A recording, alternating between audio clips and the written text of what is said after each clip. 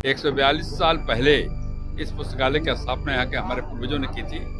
आज उसके 142वें वार्षिक समारोह में उपस्थित होकर मैं गर्व का अनुभव कर रहा हूँ। बिहार के मानस पटल पे, देश के मानस पटल पे एक उत्कृष्ट पुस्तकालय के रूप में अपनी पहचान बने, पूरी देश दुनिया में इसकी ख्याति हो। इस संबंध में सरकार के साथ मिलकर हम लोग काम करेंगे और लोगों को पठन पाठन का रुचि बढ़ाने के लिए पुस्तकालय की अधिक भूमिका होती है। मेरा मानना है कि पटना ही नहीं, बिहार के सबसे पुराने पुस्तकालयों में से एक बिहार हितैषी पुस्तकालय है। आज इसकी 142वीं वर्षगांठ है। मैं आज की पीढ़ी से आग्रह करना चाहता हूँ, अपने पूर्वजों ने इस विद्यालय को विकसित किया, आगे बढ़ाया। अब उनका दायित्व है, वर्तमान पीढ़ी का दायित्व है कि भविष्य की पीढ़ी के लिए इसको संरक्षित करें और विकसित करें। दुनिया की जो भी पठन पाठन की सामग्री है वो ई लाइब्रेरी के माध्यम से मिले, यह भी हम लोग सरकार के माध्यम से यहाँ के प्रबंधन समिति के साथ बैठ के और उसको सुनिश्चित करवाने की कोशिश करेंगे। केवल पुस्तक का आलय नहीं रह गया, बल्कि अब यहाँ बच्चे बड़ी संख्या में आते हैं, अध्ययन करते हैं, परीक्षा की तैयारी करते हैं और अपना भविष्य बनाते हैं। नमस्कार, आप देख रहे हैं न्यूज हाट। मैं हूं आपके साथ रितेश शर्मा। देखिए, हमारी मौजूदगी जो है इस वक्त पटना सिटी के बिहार हितैषी जिला केंद्रीय पुस्तकालय के पास है। ये पुस्तकालय जो है आज अपना 142वां स्थापना दिवस मना रहा है यहाँ पर, और ये 1882 में इसकी स्थापना हुई थी। तो इस स्थापना दिवस के अवसर पर जो है नागालैंड के राज्यपाल हैं नंद किशोर यादव, वो यहाँ पहुंचे हैं। यहाँ से वो पूर्व में विधायक भी रह चुके हैं भाजपा पार्टी से। इसके साथ ही साथ रत्नेश कुशवाहा हैं जो कि यहीं के विधायक है पटना सिटी से, वो भी यहाँ पर आए हैं। और ये जो है स्थापना दिवस मनाया जा रहा है। और आपको बता दें कि ये जो है पटना सिटी का, या कहें कि पटना का सबसे पुराना पुस्तकालय है बिहार हितैषी जिला केंद्रीय पुस्तकालय। तो ये पुस्तकालय जो है पुरानी बिल्डिंग से ही आपको ये प्रतीत हो रहा होगा कि अंग्रेजों के समय का ये पुस्तकालय है। कभी यहाँ पर दिग्गज लोग जो आज हैं, राजनीति में है या अलग अलग दुनिया में है, तो वो कहीं ना कहीं यहीं पर पढ़ाई करते थे, पढ़ते थे आकर के। और यहाँ आपको दिखाई देगा राज्यपाल यहाँ पहुंचे हैं, तो उसके बाद यहाँ पर जो है शिलापट बना हुआ है, इस पर बिहार हितैषी जिला केंद्रीय पुस्तकालय है। और जितने लोग इसके मेंबर हैं सभी लोगों के नाम यहाँ पर अंकित हैं। और महामहिम माननीय श्री नंद किशोर यादव जी के द्वारा जो है ये संपन्न हुआ है। तो ये यहाँ पर पुस्तकालय, थोड़ा सा हम आगे आपको दिखाएंगे पुस्तकालय जो है किस प्रकार का है। ये तो कहा जाता है कि बहुत पुराना है, और 142 साल जब इसके पूरे हो गए हैं तो आप इससे अंदाजा लगा सकते हैं कि ये बिल्डिंग ज्यों का त्यों, मतलब कि 150 साल अब पूरे हो जाएंगे 8 साल बाद। और जस का तस एकदम बना हुआ है, मेंटेनेंस किया गया हो, पुराने तरीके से जो बनाया जाता था अंग्रेजों के समय का वो भवन है। तो देखिए, ये किताबें वगैरह यहाँ हैं। अंदर जो है इसमें बैठ करके जो है आप यहाँ पर स्टडी कर सकते हैं। थोड़ा सा हम आपको दिखाना चाहेंगे, देखिए।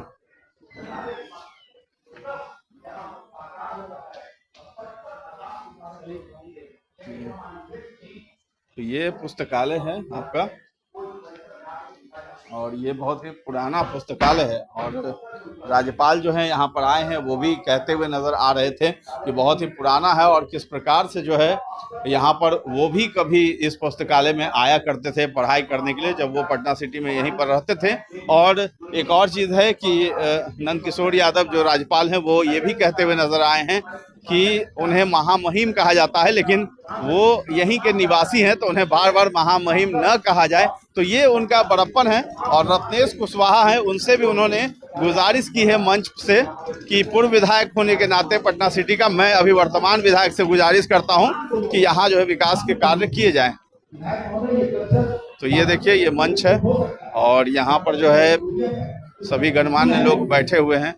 राज्यपाल हैं नंद किशोर यादव हैं, रत्नेश कुशवाहा हैं, मेयर जो है पटना की सीता साहू हैं, सभी लोग यहाँ पर मौजूद हैं। तो आज जो है 23 अप्रैल जो है तारीख है, और 142वीं वर्षगांठ समारोह का आयोजन किया गया है बिहार हितैषी जिला केंद्रीय पुस्तकालय में। तो यहाँ तमाम लोग बैठे हुए हैं और आपको हम सुनवाते हैं। जब हमने बात की है रत्नेश कुशवाहा जो विधायक है, उन्होंने क्या कहा है और मंच पर किस तरीके से जो है राज्यपाल वो अपने भाषण में क्या कुछ कह रहे हैं इस पुस्तकालय को लेकर के, आप इस वीडियो में सुनिए।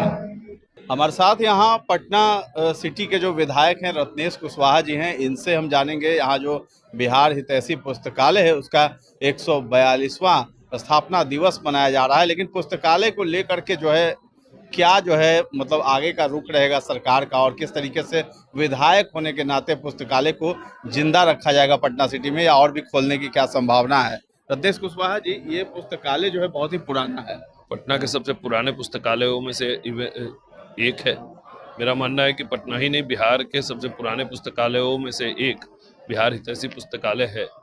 आज इसकी 142वीं वर्षगांठ है और निश्चित तौर पे हम चाहते हैं कि समाज को उसके इतिहास से परिचित कराने के लिए, बच्चों को उसकी पढ़ाई के लिए एक उन्नत वातावरण देने के लिए और लोगों को पठन पाठन का रुचि बढ़ाने के लिए पुस्तकालय की अधिक भूमिका होती है और उसमें बिहार हितैषी पुस्तकालय लंबे समय से अपना योगदान देता आया। इस पूरे प्रबंधन समिति को बहुत बधाई, जिन्होंने इतने सुचारू तरीके से, इतने व्यवस्थित तरीके से एक पुस्तकालय का संचालन कर रहे हैं और पटना साहिब की आम जनता को इसका बहुत लाभ मिलता है। आपको ऐसा नहीं लगता है कि जो पुस्तकालय है ये तो पुराने मतलब थीम पे बेस्ड है, अब डिजिटली जो है इसको और भी मतलब एडवांस किया जाए ताकि बच्चे यहाँ आए और ई बुक के माध्यम से एक लॉगिन हो मेंबरशिप में और यहाँ आकर के भी पढ़ सके? बिल्कुल, अब जमाना इनोवेशन का है। यहाँ पर ई लाइब्रेरी ऑलरेडी स्थापित है, उसको हम मैनेजमेंट के साथ मिलकर और सरकार के सहयोग से इसको और ई लाइब्रेरी का बड़ा हो, यहाँ के लोगों को देश दुनिया का बुक का कंप्यूटर और एआई के माध्यम से उसका एक्सेस मिले, दुनिया की जो भी पठन पाठन की सामग्री है वो ई लाइब्रेरी के माध्यम से मिले। यह भी हम लोग सरकार के माध्यम से यहाँ के प्रबंधन समिति के साथ बैठ के और उसको सुनिश्चित करवाने की कोशिश करेंगे। तो और भी मतलब पुस्तकालय खोलेंगे या फिर जो पुराने हैं उसी को बस आगे बढ़ाते रहेंगे? और स्वाभाविक है, अभी जो पुस्तकालय पटना सिटी में एक तो यह सबसे पुराना है, इसके अलावा दो और, एक महाराजगंज के इलाके में और एक गायघाट के पास पुस्तकालय है। लेकिन और पुस्तकालयों की संख्या बढ़े, बच्चे गैजेट से निकल के किताबों की दुनिया में खोएं और किताबों को पढ़ने की आदत पुनः स्थापित की जाए, इसमें लाइब्रेरी की भूमिका अधिक होगी और लाइब्रेरी अलग अलग जगह पर खुलेगा तो निश्चित तौर पे बच्चों को, विद्यार्थियों को और आम जन को भी उसका लाभ मिलेगा। अपेक्षा करता हूँ कि पुस्तकालय और भी तरक्की करेगा और मैंने आज घोषणा की है कि इस पुस्तकालय में एक आध्यात्मिक और शैक्षणिक वातावरण और बढ़िया सुदृढ़ हो, इसके लिए यहाँ पर ई लाइब्रेरी की स्थापना विधायक निधि से की जाएगी। यहाँ पर बिजली का सुचारू व्यवस्था हो, इसके लिए यहाँ सोलर पैनल की स्थापना की जाएगी और जो यहाँ एक ऑडिटोरियम है जो ये सांस्कृतिक केंद्र के रूप में भी काम करता है, इसका साउंड प्रूफिंग सिस्टम करना और यहाँ के बच्चों को खेलने के लिए रबर मैटिंग करना, यह सारी काम विधायक निधि से करवाया जाएगा और इसको पठन पाठन के केंद्र के साथ साथ सांस्कृतिक केंद्र के रूप में पटना सिटी का हम लोग डेवलप करेंगे। इस संबंध में पूरा प्रयास मेरे व्यक्तिगत विधायक के नाते भी और सरकार के नाते हम लोग करेंगे। अगले 8 वर्षों में चरणबद्ध तरीके से बिहार हितैषी पुस्तकालय पटना शहर ही नहीं, बिहार के मानस पटल पे, देश के मानस पटल पे एक उत्कृष्ट पुस्तकालय के रूप में अपनी पहचान बने, पूरी देश दुनिया में इसकी ख्याति हो। इस संबंध में सरकार के साथ मिलकर हम लोग काम करेंगे। पटना सिटी का एक धरोहर है। 142 साल पहले इस पुस्तकालय की स्थापना यहाँ के हमारे पूर्वजों ने की थी।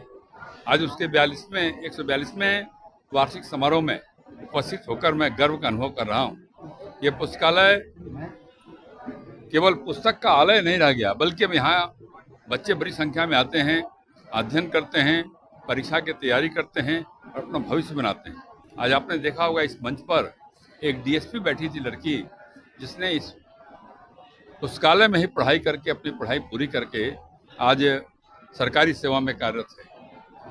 मैं आज की पीढ़ी से आग्रह करना चाहता हूँ, अपने पूर्वजों ने इस विद्यालय को विकसित किया, आगे बढ़ाया, अब उनका दायित्व है, वर्तमान पीढ़ी का दायित्व है कि भविष्य की पीढ़ी के लिए इसको संरक्षित करें और विकसित करें। धन्यवाद।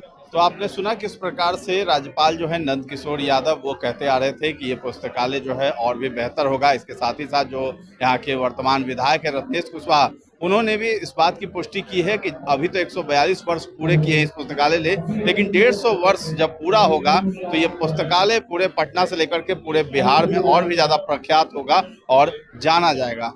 तो फिलहाल न्यूज़ हाट के साथ आप बने रहें और अभी तक हमारे चैनल को आपने सब्सक्राइब नहीं किया है तो जरूर कर लें। धन्यवाद।